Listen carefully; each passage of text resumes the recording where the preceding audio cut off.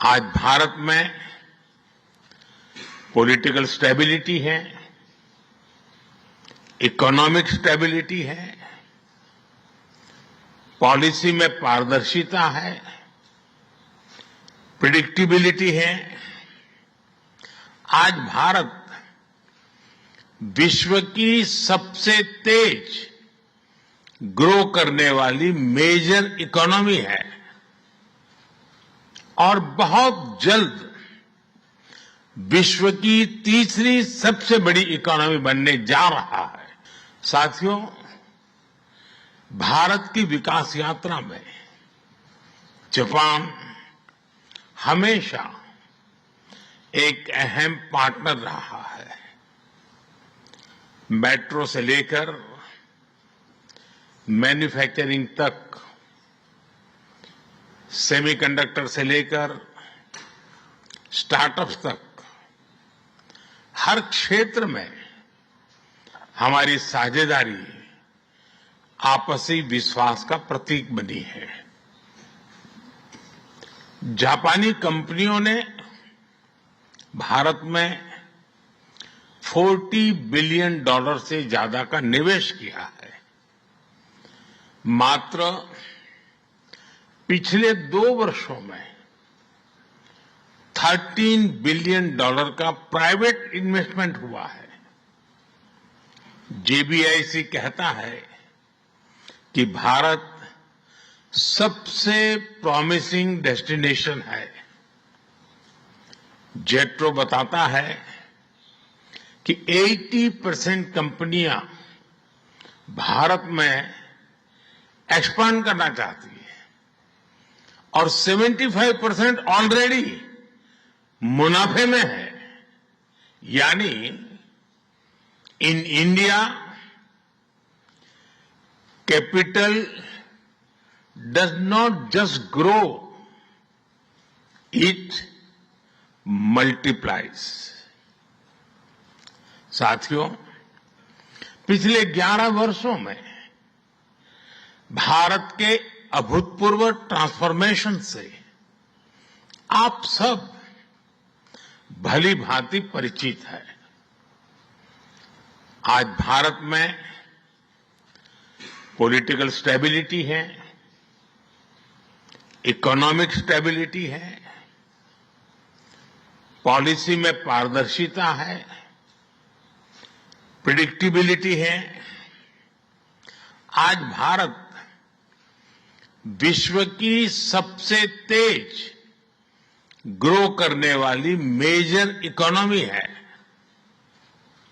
और बहुत जल्द विश्व की तीसरी सबसे बड़ी इकोनॉमी बनने जा रहा है। वैश्विक ग्रोथ में भारत 18% योगदान दे रहा है। भारत की कैपिटल मार्केट्स में अच्छे रिटर्न्स मिल रहे हैं। एक मजबूत बैंकिंग सेक्टर भी है। लो इन्फ्लेशन और लो इंटरेस्ट रेट्स, करीब $700 बिलियन के फॉरेक्स रिजर्व है। साथियों, इस बदलाव के पीछे हमारी रिफॉर्म, परफॉर्म और ट्रांसफॉर्म की अप्रोच है। 2017 में हमने वन नेशन वन टैक्स की शुरुआत की थी। अब इसमें नए और बड़े रिफॉर्म लाने पर काम चल रहा है। कुछ हफ्ते पहले हमारी संसद ने नए और सिंप्लीफाइड इनकम टैक्स कोड को भी मंजूरी दी है। हमारे रिफॉर्म्स केवल टैक्स प्रणाली तक सीमित नहीं है। हमने ईज ऑफ डूइंग बिजनेस पर बल दिया है। बिजनेस के लिए सिंगल डिजिटल विंडो अप्रूवल की व्यवस्था की है। हमने 45,000 कंप्लायंसेस रेशनलाइज किए हैं। इस प्रक्रिया को गति देने के लिए डीरेगुलेशन पर एक उच्च स्तरीय कमेटी बनाई गई है। डिफेंस और स्पेस जैसे सेंसिटिव क्षेत्रों को प्राइवेट सेक्टर के लिए खोल दिया गया है। अब हम न्यूक्लियर एनर्जी सेक्टर को भी खोल रहे हैं। साथियों, इन रिफॉर्म्स के पीछे हमारा विकसित भारत बनाने का संकल्प है, हमारा कमिटमेंट है, कन्विक्शन है और स्ट्रेटेजी है। और विश्व ने इसे रिकॉग्नाइज ही नहीं, एप्रिशिएट भी किया है। S&P ग्लोबल ने 2 दशक बाद भारत के क्रेडिट रेटिंग अपग्रेड किए हैं। The world is not just watching India, it is counting on India. साथियों, अभी भारत जापान बिजनेस फोरम की रिपोर्ट प्रस्तुत की गई। कंपनियों के बीच हुई बिजनेस डील्स, इसका बड़ा विस्तार से वर्णन दिया गया। इस प्रगति के लिए मैं आप सभी का बहुत बहुत अभिनंदन करता हूं।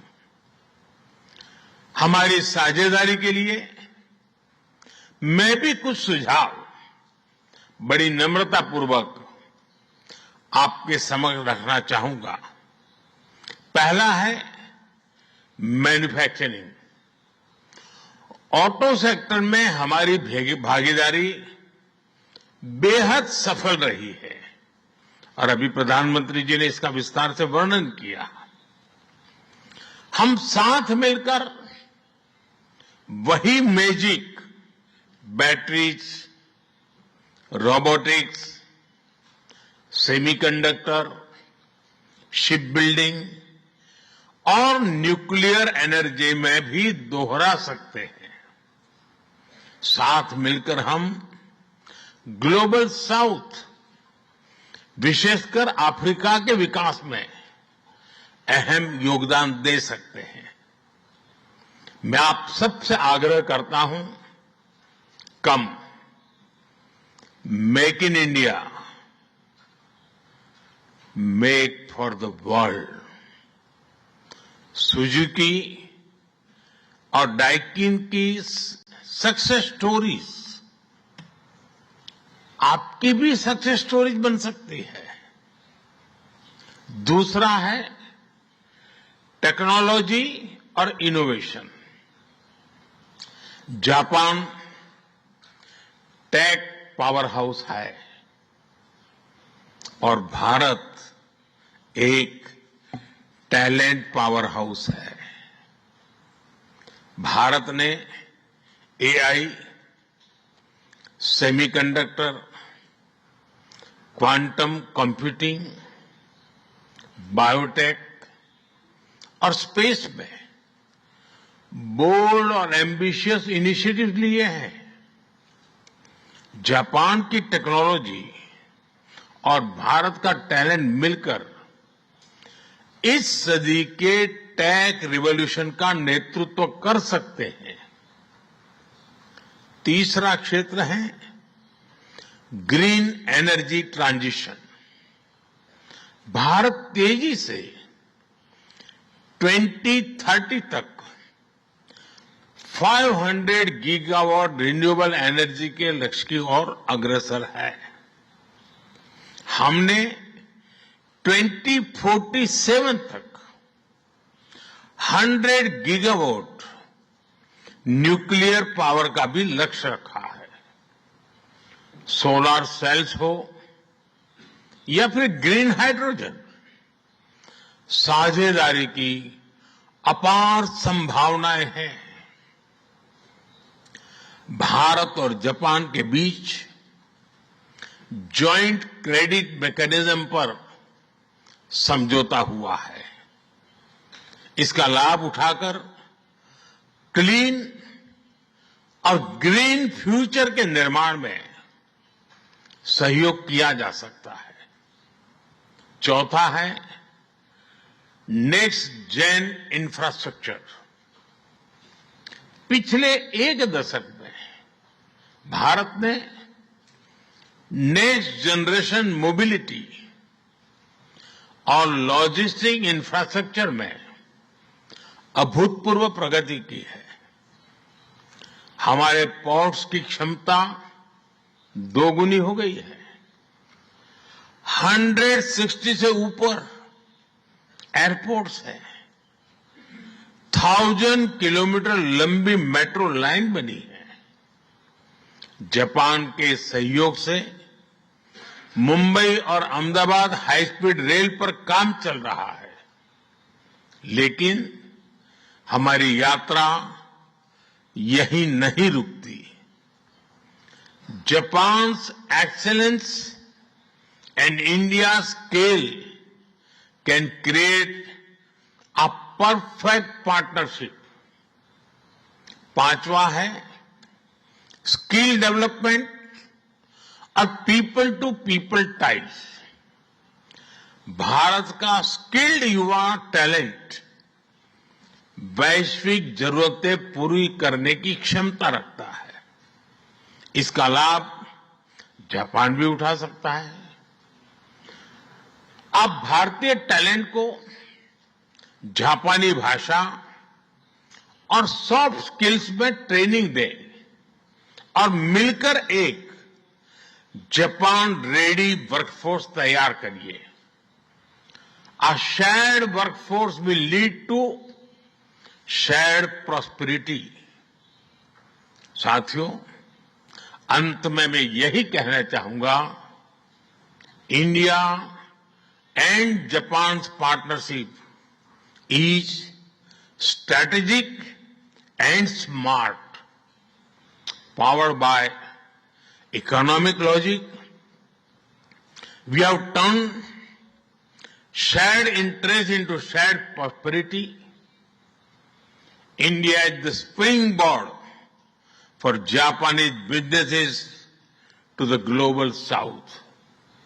Together, we will shape the ASEAN century, Asian century for stability, growth, and prosperity.